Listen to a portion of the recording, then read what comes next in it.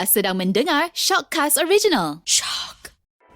Cuba bayangkan, anda sekarang sedang berada di atas katil, di mana katil ini menjadi saksi perbualan tentang wanita-wanita terpilih yang melalui pelbagai fasa yang sukar dalam kehidupan mereka.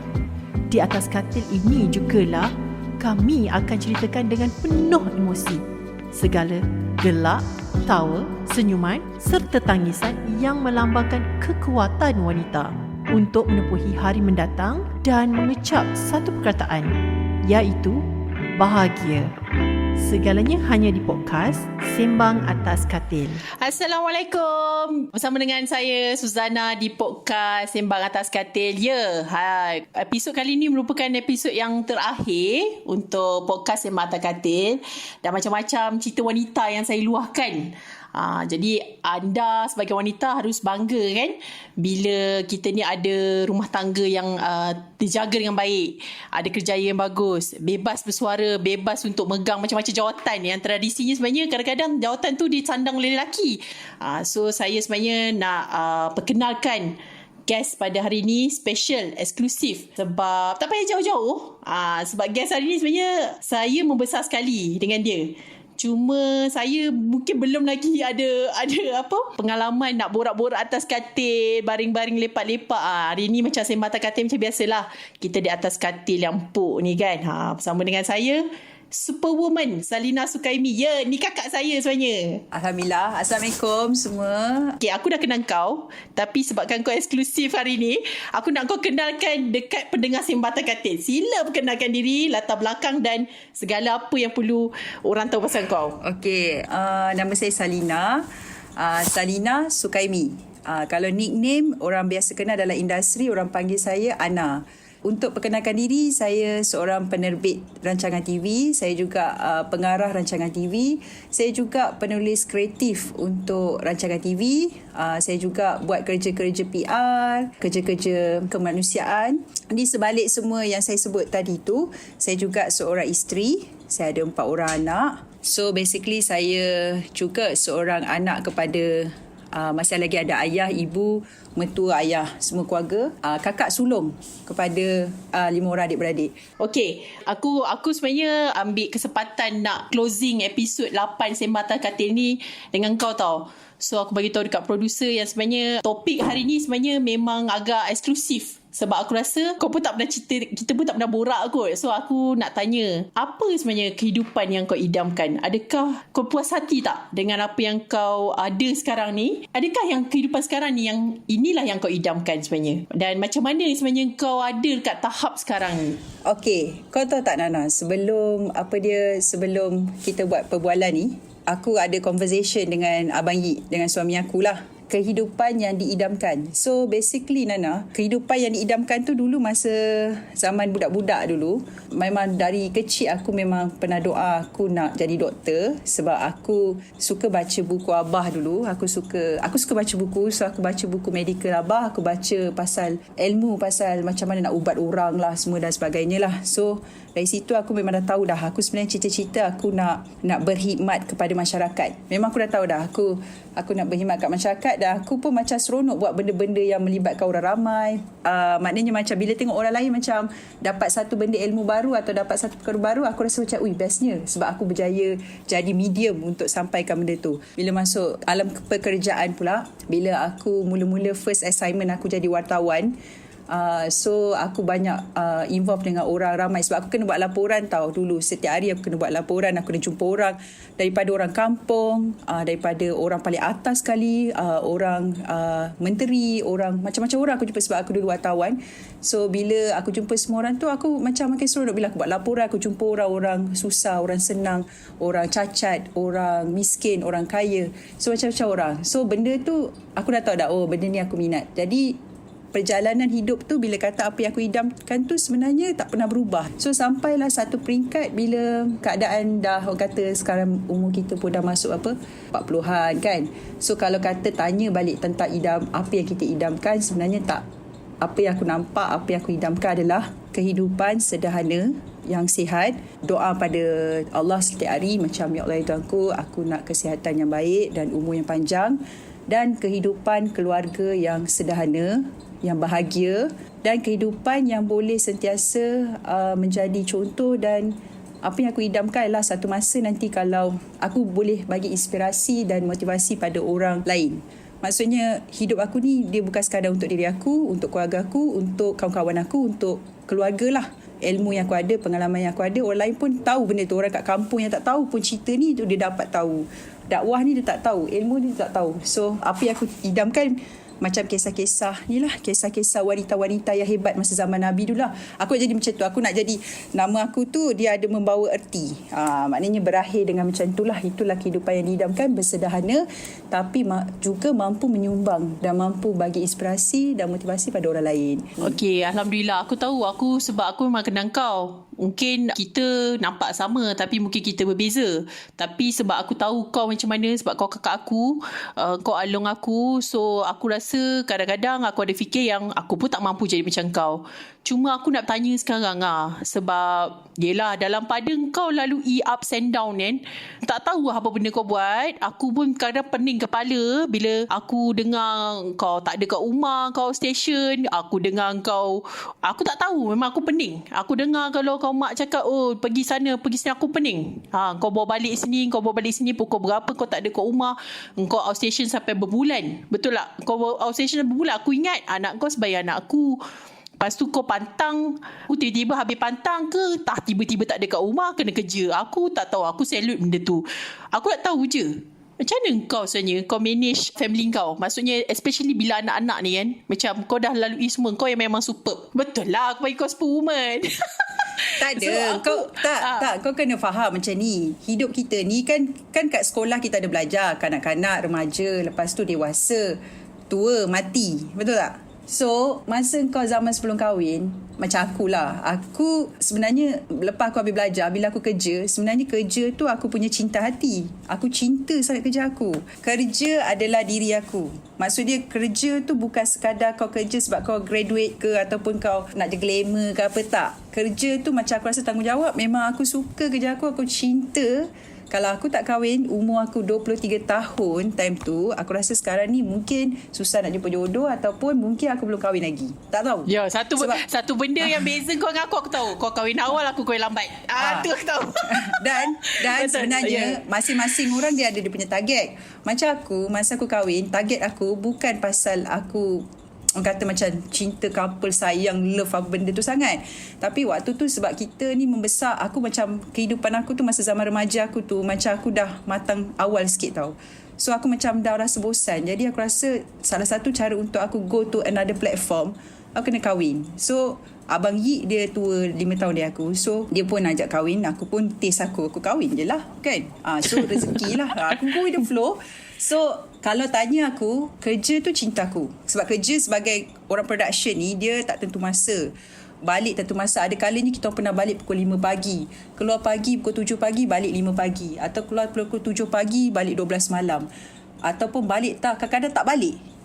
Bukan kadang-kadang sehari tak balik. Contoh dia aku pernah travel sampai 6 bulan kepada 10 buah negara. Kalau aku balik Malaysia dalam masa 6 bulan tu pun aku singgah balik rumah. Sama ada tukar baju ataupun transit. Maknanya macam nak fly ke negara lain, transit dulu balik Malaysia 2 hari, change baju semua, travel balik. So, aku nak tanya pasal Nina. Aku nak tanya pasal Di. Kau pernah off station kat luar negara berbulan-bulan. Aku ingat hari ni aku rasa kau balik kat Malaysia. Masa tu anak kau 3 kan? Kau baru lepas anak kau tengah kecil, tengah menyusu kan? Setiap anak aku travel Aku travel daripada bujang sampai setiap anak tu dah merasa mak dia pergi travel Aku tahu anak kau kecil macam tengah menyusu, aku tak tahu. Tapi aku nak tahu macam mana kau manage benda tu. Apa yang benda yang ada pernah. Kalau aku boleh nangis seminggu aku akan nangis anak lah apa. Tapi aku nak tahu apa memori kau dengan anak bila kau keluar ni. Apa antara memori kau rindu ke kau? Aku nak kau cerita benda tu. Kau tahu punca kenapa aku jadi tabah macam tu pergi travel tu, pasal dulu ada orang cakap kat aku dan beberapa orang juga cakap dengan aku. Dia kata, kalau kau dah kahwin, kau kena pilih sama ada kerja ataupun family. So aku ni pula ada satu perangai, bila ada keluar ayat-ayat yang macam sama, lebih kurang sama, macam dalam 10 orang cakap benda tu. So aku macam tak boleh tahu kalau aku terlibat dalam 10 orang tu. So aku akan jadi lain sikit. So aku nak buktikan, siapa kata kau kerja kau tak boleh jaga keluarga. Dan Alhamdulillah, buat pengetahuan yang mendengar, saya rasa bersyukur sangat sebab anak saya yang 4 orang ni, rezeki saya syukur sangat sebab saya dapat breastfeed, full breastfeed. Maknanya anak saya memang tak minum susu tepung pun. Anak saya walaupun kau tak ada dengan dia orang berbulan-bulan. Walaupun tak ada berbulan, tapi saya rasa saya bersyukur sangat pada Allah sebab waktu tu saya tak adalah fikir apa sangat pun. So apa saya buat, sebab kan tadi saya cakap tak semestinya wanita kerja dia tak boleh jaga keluarga. Tapi yang pastinya bila buat satu benda tu saya sentiasa buat semua perkara sehabis baik. Macam contohnya kalau saya jadi pekerja, kerja dengan ikhlas dan bersungguh tanpa harapkan pujian. Kalau saya jadi ibu, saya didiklah anak dan keluarga bersungguh tanpa mengeluh dan rasa beban. Dan kalau saya jadi anak kepada mak ayah saya berbakti pada mereka seolah-olah macam tak ada hari esok. So apa saya buat ialah masa saya menyusukan anak tu, contoh dia satu negara saya pergi 12 hari tau. Sebab saya selalu berusaha untuk gembirakan hati saya. Maknanya macam saya tak bergantung dekat suami ke nak gembirakan hati, saya tak bergantung ke kat orang A, orang B untuk gembirakan hati saya. So saya sentiasa keep on positive thought, positive vibe untuk gembirakan hati kalau kemurungan ke apa kan. Jadi sebenarnya bila saya menyusukan anak, saya perlukan that emotion untuk build the milk untuk kesihatan saya. So masa travel tu memang susah lah. Memang susah. Sebab dengan breast kita bengkak, berurat-urat. Lepas tu bila kita shooting, kita bukan shooting duduk hotel, satu hotel tau. Kita orang shooting pergi kawasan gunung, tasik, hutan. Jadi bila nak masuk hutan tu, bila time bengkak tu nak pump, kena survive lah dalam van. Saya duduk belakang, sekali saya pump lah sambil bersembang. Sampai ada kalanya orang macam, pernah lah beberapa artis ke tegur kan macam, weh kau buat apa tu? Saya tengah pump ni kak. Jadi kau pump tengah tak nak pergi shooting tu, betul kau pump, kau sibuk pump. Orang nak pergi shooting kau sibuk pergi nak pump. Ya, saya sibuk pump. Dan tak tipulah, ada kalanya memang susu saya kering. Tapi bila susu kering, saya pun still berusaha. Saya macam nangis. Saya akan doa pada Allah. Saya cakap, ya Tuhanku tolonglah, saya nak susu untuk anak saya. Ya Allah, Tuhanku tolonglah, saya nak susu untuk anak ini, makanan. Sebab saya tahu ini tanggungjawab saya. Saya tak nak disoal nanti. Tu minta satu doa. Lepas tu saya usaha juga dalam masa sama, saya makanlah makanan khasiat macam buah-buahan ke, makanan yang sepatutnya macam lobak putih. Semua itulah saya cuba. Tapi tak sangka bila kita berusaha kepada sesuatu benda tu datang kat kita kan. Sepanjang perjalanan tu alhamdulillah pump. Lepas tu bawa balik, tahu tak ice box, cool box tu yang besar tu, saya bawa balik 2. Tapi sepanjang syuting tu orang terpaksa redor. Saya punya kru, saya punya team terpaksa redor. Sebab bila pergi kedai kan, bila pergi kedai makan, orang semua nak makan, saya tak masuk kedai makan kan. Nombor saya tanya, excuse me, boleh tak saya pinjam awak punya fridge atau peti air sebab saya nak letak susu anak saya. Orang macam, kau nak letak susu kat kedai orang? Lepas tu saya letak, lepas tu kita makan-makan. Lepas makan, saya bawa keluar balik susu saya. So kita pergi travel masuk hutan pula. Lepas tu dalam icebox tu sejuk. Lepas tu kadang-kadang bila travel tengah dalam perjalanan, saya boleh tak berhenti, I nak beli ais. Kadang-kadang tak beli ais pun, belilah benda sejuk letak dalam tu. So macam bukan mudah tapi berbaloi. Macam itulah. So aku boleh, as a conclusion je lah kan, nak susu badan ni sebenarnya nak seribu daya tak nak seribu dalih. Aku salute lah benda tu. Aku salute. Aku dengar pening. Aku faham sebab aku pun breastfeed juga. So aku faham, tapi kau punya lain case. Tak nak. Semua ibu hebat. Semua ibu yang breastfeed pun hebat. Satu perkara, selain daripada doa dengan usaha, kita tak boleh malas sebenarnya kalau jadi perempuan. Sebab bila kita malas, bukan setakat susu, banyak benda kita susah nak buat sebenarnya. So tak boleh malas. Dia macam sejak aku anak sulung, sejak aku lahirkan anak pertama aku 14 tahun yang lalu, sampailah aku anak keempat ni, aku tak ingat bila waktu yang sebetul-betulnya aku tidur. Sebenarnya kadang-kadang macam aku tidur ke tak tidur ni. Aku rasa semua orang, mak-mak kebanyakan rasa macam tu juga. Macam kita tidur ke tak tidur. Tapi tak apa. Sebab aku percaya benda tu akan dapat kebaikan dekat kita. Kalau tak kat dunia, kat akhirat. Tu je lah. Ya, betul. Aku sebenarnya memang tabik. You are in different level lah. Tapi sepanjang aku kenal kau kan, kau sebagai kakak aku kan, aku tahu kau ni perfectionist sikit lah. Macam aku tak ada perfectionist sangat. Tak tahu lah kau kena kata tak ada lah. Apa hal pula perfectionist. Tapi aku rasa ada benda bagus untuk jadi perfectionist ni. Boleh tak kau bagi pesanan dekat wanita-wanita perfectionist? Kau jangan menafikan benda tu. Tapi aku nak kau pesan khidmat masyarakat untuk wanita-wanita yang perfectionist. Tak ada pesanan lah. Aku pun sama macam orang lain lah. Sama macam wanita lain. Seorang ibu, seorang isteri, seorang anak, seorang kawan, seorang manusia, seorang masyarakat. Sama je lah. Cuma mungkin dulu aku perfectionist. Sebab aku ingat kalau kita nak berjaya, kita kena perfectionist 100%. Perfectionist tu sebenarnya bagus. Maknanya menjadi orang yang nak semuanya lengkap dan perfect tu bagus. Tapi bukan 100%. Sebab in the end of the day, kita manusia biasa. Kita akan buat kesalahan, kita akan ada sisi hitam kita, ada sisi baik kita tak boleh elak. So, boleh ambil 40% saja. Selebihnya, kena banyak betul ansur dan buka minda, tengok sudut pandang lain. Sebab kalau kita terlalu ambil juga 100%, nanti kita yang sakit jiwa. Kau boleh jadi, hati kau tu boleh jadi bolak-balik. Sebab bila kau perfectionist, kau ada sikap bersaing yang macam kadang tak faham apa. Kau macam, apa benda kau nak sebenarnya dalam hidup ni? Kau nak apa? Kau nak kerja apa? Kerja apa? So, sebab tu macam, Alhamdulillah sejak aku ada anak kedua, Rauf, anak kedua aku sekarang dah 10 tahun. So, aku banyak belajar. Dan aku banyak kawan yang orang-orang berusia sikit. Aku punya kawan-kawan, dia ada pelbagai peringkat umur. Kalau aku nak cari yang reference, aku cari yang tua-tua. Kalau aku nak cari yang... Aku kan kadang-kadang mengelejat juga. Macam suka nak feeling-feeling muda pergi workout. Kadang-kadang orang kata aku, Kak, you look young. You like 27. Aku cakap, memang pun. Aku macam tu. Aku macam feeling sikit. Aku feeling juga sebenarnya. Sebab tu aku punya happiness. Tapi... daripada situ, aku rasa kalau kita nak perfectionist tu 40%, yang lain-lain dia kita kena buat benda tu sehabis baik. Macam aku cakap tadi lah, jadi pekerja yang ikhlas, bersungguh tanpa harapkan pujian. Jadi ibu, didiklah anak dan keluarga bersungguh tanpa mengeluh dan rasa beban. Kalau jadi anak kepada ibu ayah, berbakti pada mereka seolah tiada hari esok. Jika jadi isteri kepada suami, kena belajar kurangkan beban dia. Sokong kebaikan dan sayang semua. Kalau kau tengok seseorang tu, kau macam benci sangat dengan orang tu, macam dia ni, atau kau bersangka buruk teruk kat orang dia, kau terbalikkan pemikiran kau fikir 70 perkara kebaikan dia. Maksud dia, kalau kau kata dia tu sebenarnya hati busuk, tapi kau tengok pula, tapi dia tolong mak ayah dia, tapi dia pun cantik, tapi kau fikir kebaikan dia. So nanti kan daripada kita rasa benci dia, kita akan macam terubah. Macam kau sekarang, kau interview aku kan, tapi aku rasa macam aku perlukan orang macam kau untuk bantu aku share perkara kebaikan. Maknanya macam orang lain boleh dengar. Aku cakap, okay, not bad. Baguslah, Alhamdulillah buat benda-benda baik macam ni kan. InsyaAllah.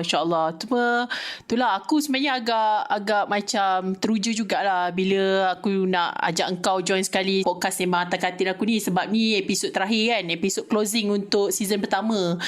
Aku harap semua cerita yang kau share ni sebenarnya banyak bagi inspirasi lagi kat wanita lain. Dan satu benda yang sebenarnya secara eksklusif aku nak sebenarnya bagi tahu dekat pendengar. Actually podcast Sembang Atas Katil ni pun banyak juga supporter, ramai juga supporter kan. So yang tengah mendengar ni sebenarnya saya nak bagi tahu, saya dengan kakak saya ni nampak sama, kita orang ni nampak sama, tapi mungkin ada sedikit sudut yang berbeza. Macam saya ni saya senang menangis, saya mudah untuk titiskan air mata. Tengok dia panggil aku cengeng. Dia cengeng, takut kucing. Lepas tu dia apa lagi? Lepas tu dia Okey. Semak. Okey, tak apa. Itu sudut yang mungkin ramai tak tahu. Tapi aku nak bagi tahu yang sebenarnya kakak aku ni, dia Salina Sukaimi, dia memang seorang yang susah untuk menitiskan air mata. Dan aku tak tahu dia tak takut apa. Aku tengok gambar dia terjun dalam sungai semua, aku cakap, aku tiap teks aku tak suka buat benda-benda macam ni Kau terjun dalam sungai ni, jangan pajak-ajak aku. Okey, aku nak tanya kau memang susah nak menangis ke, ataupun kau memang tak pernah nangis ke, ataupun aku tak tahu kau tak ada perasaan ke apa, yang kau duk pergi tunggang terbalik sana sini, kau pergi ke sana lah, kau pergi ke sini lah, kau masuk hutan, kau keluar hutan, kau panjat gunung, kau turun gunung, kau terbang. Aku tak tahu tinggal kau nak terbang, tak tahu kau pernah terjun bangunan, kau jangan terjun bangunan. Aku tahu kau memang susah menangis ke, atau kau memang tak perasaan ke, aku tak tahu. Macam mana jiwa kental kau ni yang bawa diri kau, tak tahulah, mungkin ada yang benda dalaman yang orang mungkin tak tahu, tapi mungkin secara eksklusif kau boleh bagi tahu. Memang orang nampak kau memang macam tak cengeng tak semua, tapi hakikat sebenarnya. Okey, sebelum aku cerita aku punya part, aku minta maaf lah kat engkau sebab selalu kecam kau kan. Sebab kadang-kadang aku ada benda tak setuju dengan kau juga kan. Sebab yelah, kita kan opposite kan. Jadi minta maaf lah ya. Tahu kan, sekarang aku cerita pasal aku pula. Okay. So Aku akan menangis kalau ada 3 perkara. Pertama, aku akan menangis kalau aku nampak orang buat kebaikan atau aku dapat rasa satu kebaikan. Aku akan nangis. Contoh dia, aku akan nangis kalau ambulans lalu kat jalan raya. Lepas tu orang semua bagi jalan ambulans tu lalu. Aku akan menangis sebab benda tu je. Aku macam, ya Allah, ada orang baik bagi jalan kat ambulans. Aku akan nangis benda tu. Orang tak tahu. Aku nangis dalam kereta. Aku rasa macam, ya Allah, sedihnya ada orang baik dekat Malaysia ni. So, aku akan menangis juga kalau aku rasa sakit sangat aku akan menangis. Sebab contoh dia, ada kalanya macam aku ni lebih kepada keluarga. So aku jarang, kawan ada few, aku ramai kenal orang tapi kawan ada few. Tapi bila aku akan rasa sedih sangat kalau, yelah, kadang-kadang orang tak kenal kita, orang tak faham kita, orang tak tahu kita, dan mungkin kita juga ada sifat buruk kan.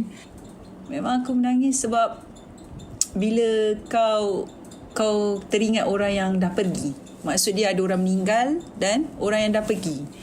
So, aku yang ada sekarang ni, macam bila teringat, kadang-kadang kan kita teringat kan, walaupun bukan mak ayah kita, tapi kadang-kadang kita pernah mengenali orang tu. Kita pernah kenal arwah atuk kita, arwah nenek kita. Kita membesar dan pernah mengenali kawan-kawan kerja kita. Sebab macam untuk pengetahuan kau, macam aku punya pengalaman, aku dah ada beberapa kawan yang dah pergi tau nah. Maksud dia,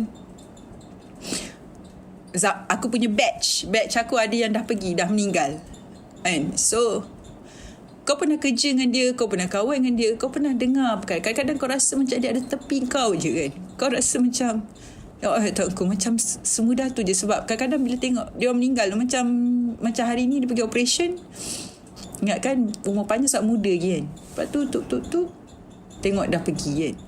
So bila kau pernah mengenali, walaupun benda tu dah berlalu bertahun-tahun, bila kau teringat, kau macam, ya Allah, Tuhanku.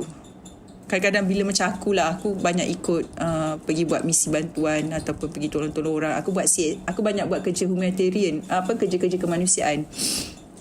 So kadang-kadang aku buat tu nah, bukan untuk diri aku tau nah. Aku banyak join misi kemanusiaan sebab aku tak adalah kaya macam jutawan. Maknanya macam kau banyak duit yang macam kau boleh belanja, spend semua duit. Tapi aku rasa ada satu benda aku mampu buat sebab aku rasa tu kelebihan aku.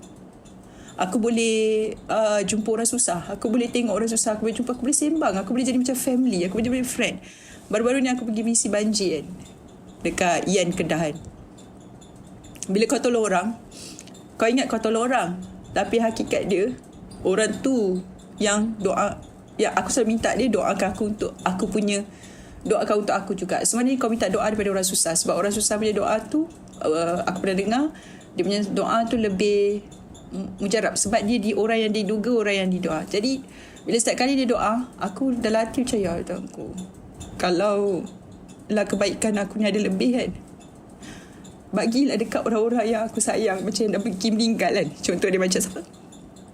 Macam arwah nenek aku ke, arwah atuk aku ke, arwah makcik aku ke, arwah pakcik aku ke, siapa-siapa yang aku kenal dan aku sayang, kawan baik aku ke. So macam, kau faham tak? Hidup kau is not only for you. Your life yang Tuhan hantar kau dekat dunia ni is not only for you.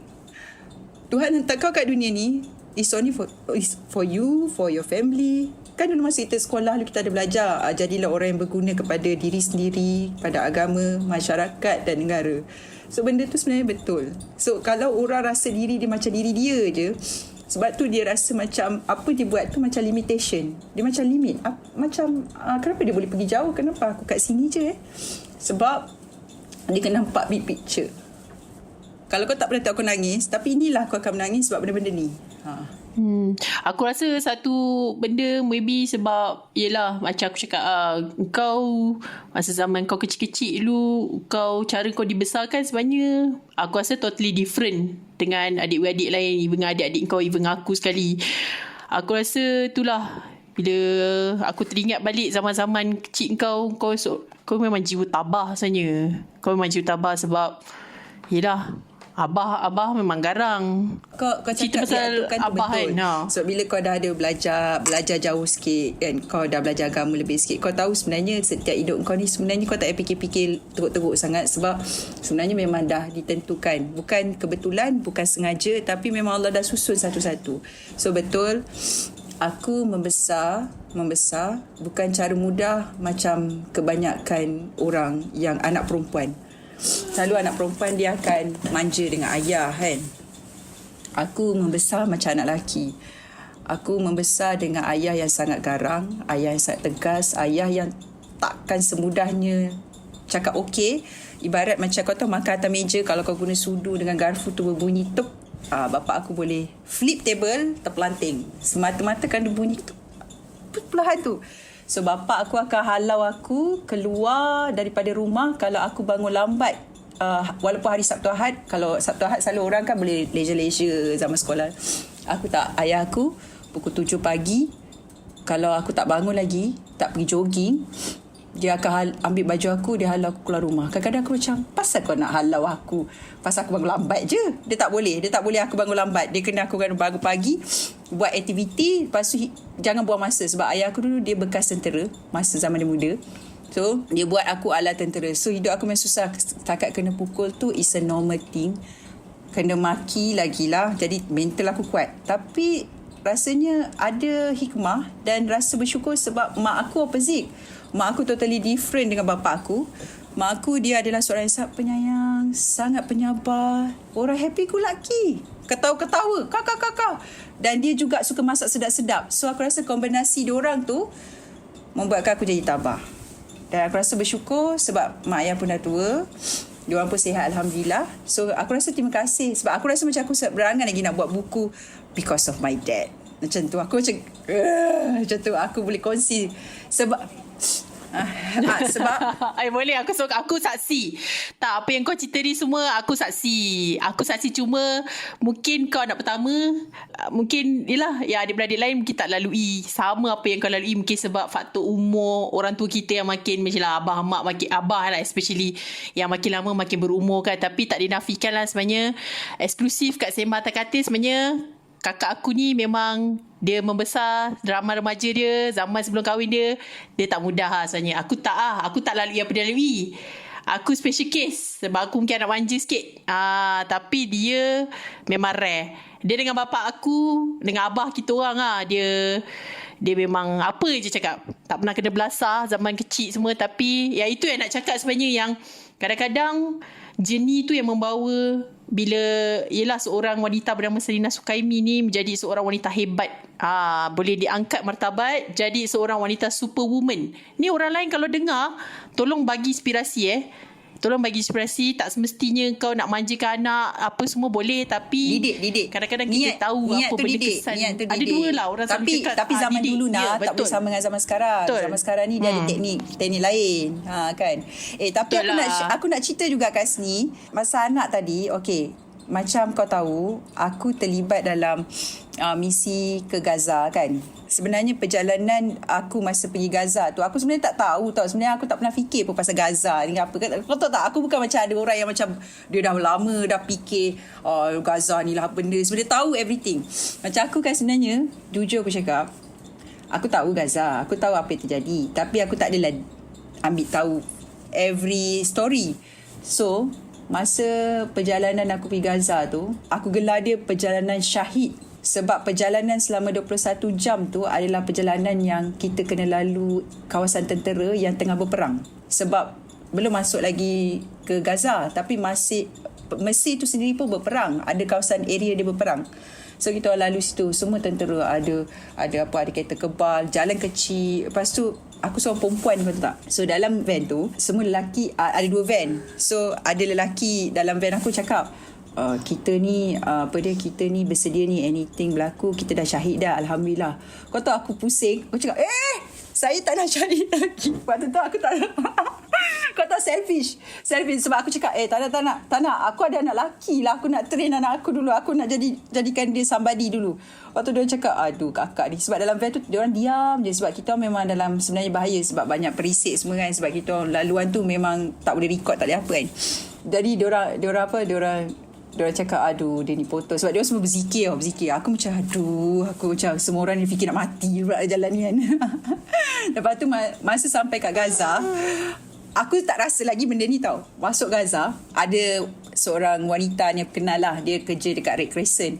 Nama dia Maji.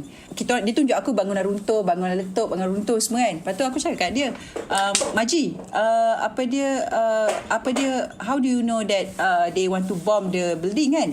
So dia cakap, sebenarnya kita semua pun tak tahu bila dia nak letup. Dia akan ikut suka hati dia nak letup bangunan ke tempat ke. Dia akan gugurkan je. Kadang-kadang guna drone je. Dia orang sebab setiap hari dia orang akan tinjau lepas tu letup. Lepas tu aku cakap, so maknanya memang akan letup tak pasal-pasal lah. Lepas tu dia cakap, ya. Kau tahu, dari situ baru aku tahu, ya Allah, aku tengah masuk kawasan yang boleh letup tak pasal-pasal. Jadi malam-malam bila aku nak tidur, bilik aku menghadap laut. Belakang tu Israel. Dekat je boleh nampak macam rumah aku kat KLCC. Aku boleh nampak KLCC. Lepas tu aku dah bersedia dah. Setiap malam aku tidur aku cari ini. Kau bayang aku orang luar setiap malam fikir benda tu. Kalau diorang kat sana, sebab itulah diorang satu rumah tu, kalau keluarga tidurlah satu bilik. Sebab apa? Sebab kalau letup, syahid, satu keluarga gone. So aku dari situ barulah aku macam ya Allah. Tapi satu tips bila aku pergi travel buat kerja, aku ada resepi. Kalau orang selalu bawa baju anak lah semua benda kan. Aku memang ada mindset bila aku pergi kerja, sebab aku ada doa tawakal. So macam aku dah buat yang terbaik, aku dah bagi akidah ke anak, dah tahu anak aku tahu pasal agama, anak aku tahu doa, tahu solat. So aku percaya benda tu, aku kena tawakal. So aku kena switch off, lupa je budak-budak. Sebab kalau aku tak pandai bahagikan aku punya mind, itu yang menyebabkan aku tak fokus sebab diri sendiri kena fokus dulu, baru kita boleh buat benda lain. So Alhamdulillah macam balik rumah macam ni ada anak, kau kenalah layan anak kau. Macam tu. Itulah aku cakap, aku belum tentu lah boleh nak pergi mana sampai berbulan-bulan tu. I'm not ready yet for that lah. Aku kagum memang kagum dengan anak 4 berbulan-bulan pergi buat misi. Tapi itulah banyak benda sebenarnya kalau kita nak cerita dekat Sembang Atas Katil ni, banyak benda ni nak cerita ni. Okeylah, so dah sampai ke penghujung ni, sebenarnya nak share last lah apa sebenarnya kebahagiaan untuk Salina Sukaimi. Apa definisi kebahagiaan? Kebahagiaan bila aku sendiri bahagia dan bila keluarga dan orang sekeliling aku, termasuk semua orang, bahagia. Tu je. So persekitaran tu main peranan lah, dan diri sendiri kan sebenarnya. Itu definisi kebahagiaan untuk Salina Sukaimi ataupun merangkap kakak aku hari ni. Last episode untuk Sembang Atas Katil. Sebagai penutup episod 8, sebagai penutup saya ucapkan terima kasih kepada Shockcast sebab peluang ni, dan juga terima kasih kat kakak saya hari ni share banyak cerita. InsyaAllah kita berjumpa lagi di Sembang Atas Katil season kedua kan, kalau adalah insyaAllah. Okay.